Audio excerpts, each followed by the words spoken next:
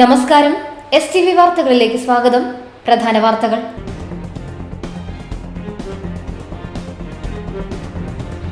തൃശൂർ നഗരത്തിൽ 64-കാരനെ മരമുട്ടികൊണ്ട് തലക്കടിച്ചു കൊലപ്പെടുത്തി.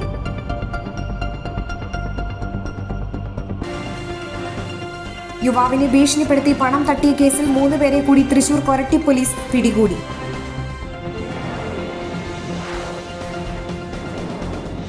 Kaipamangalam police station പരിധിയിലെ കുപ്രസിദ്ധ ഗുണ്ടയെ കാപ്പ ചുമത്തി നാടുകടത്തി.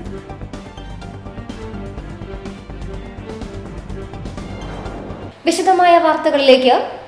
തൃശൂരിൽ നഗരത്തിൽ 64-കാരനെ മരമുട്ടികൊണ്ട് തലക്കടിച്ച് കൊലപ്പെടുത്തി. കോടന്നൂർ സ്വദേശി കുന്നത്ത് വീട്ടിൽ പോളാണ് മരിച്ചത്.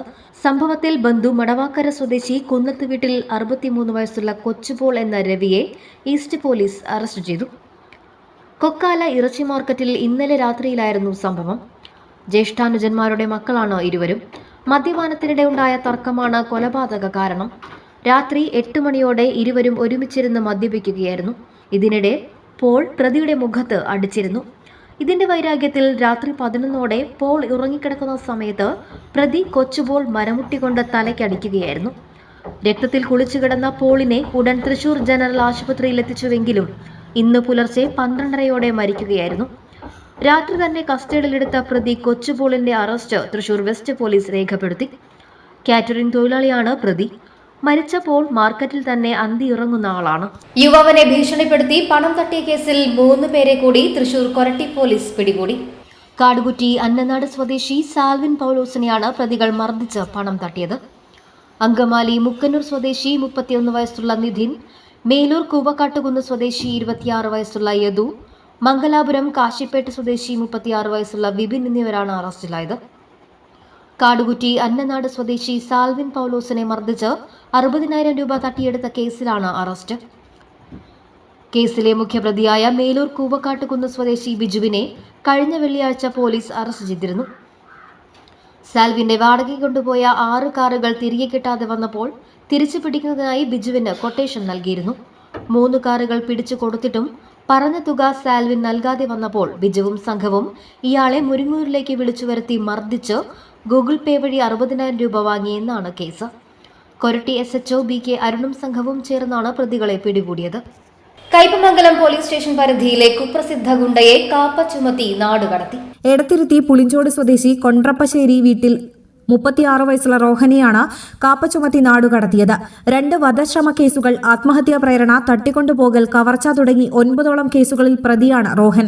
ചളിങ്ങാട് സ്വദേശിയായ യുവാവിനെ തട്ടിക്കൊണ്ടുപോയി കവർച്ച നടത്തിയ കേസിൽ ഉൾപ്പെട്ടതിനെ തുടർന്ന് തൃശൂർ റൂറൽ ജില്ലാ പോലീസ് മേധാവി നവനീത് ശർമ്മ നൽകിയ ശുപാർശയിൽ തൃശൂർ റേഞ്ച് DIG അജിത ബീഗമാണ് 6 മാസത്തേക്ക് നാടുകടത്തി ഉത്തരവ് പുറപ്പെടുവിച്ചത്. Kaipamangalam police sub inspector CS Sooraj, senior civil police ഉദ്യോഗസ്ഥരായ മുഹമ്മദ് റാഫി, ചേനകപ്പറമ്പിൽ, ഷിജു എന്നിവർ കാപ്പ ചുമത്തുന്നതിലും ഉത്തരവ് നടപ്പാക്കുന്നതിലും പ്രധാന പങ്കുവഹിച്ചു. ഈ ഉത്തരവ് ലംഘിച്ചാൽ പ്രതിക്ക് 3 വർഷം വരെ തടവ് ശിക്ഷ ലഭിക്കുന്നതാണ്. എടത്തിരുത്തി ഗ്രാമപഞ്ചായത്തിന്റെയും ചാമക്കാല കുടുംബാരോഗ്യ കേന്ദ്രത്തിന്റെയും സംയുക്താഭിമുഖ്യത്തിൽ സൗജന്യ ക്യാൻസർ രോഗനിർണയ മെഡിക്കൽ ക്യാമ്പ് സംഘടിപ്പിച്ചു.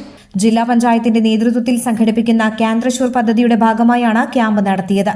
എടത്തിരുത്തി ഗ്രാമപഞ്ചായത്ത് പ്രസിഡന്റ് TK ചന്ദ്രബാബു ഉദ്ഘാടനം ചെയ്തു.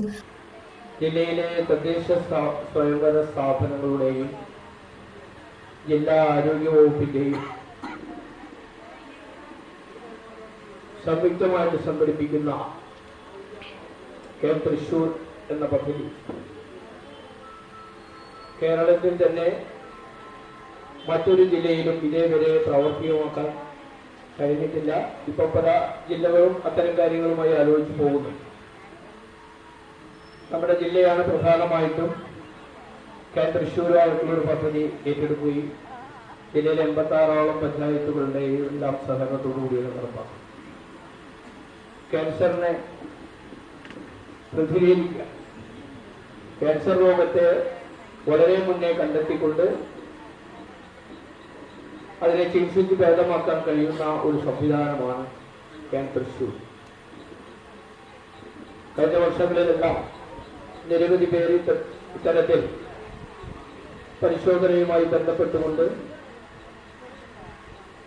രോഗം കണ്ടെത്തുകയും അങ്ങനെ ചികിത്സിച്ച് ഭേദമാക്കാൻ കഴിഞ്ഞുകൊണ്ടൊക്കെ മുന്നേറിക്കൊണ്ടിരിക്കുന്ന കാഴ്ചയാണ് നമ്മൾ കാണുന്നത്.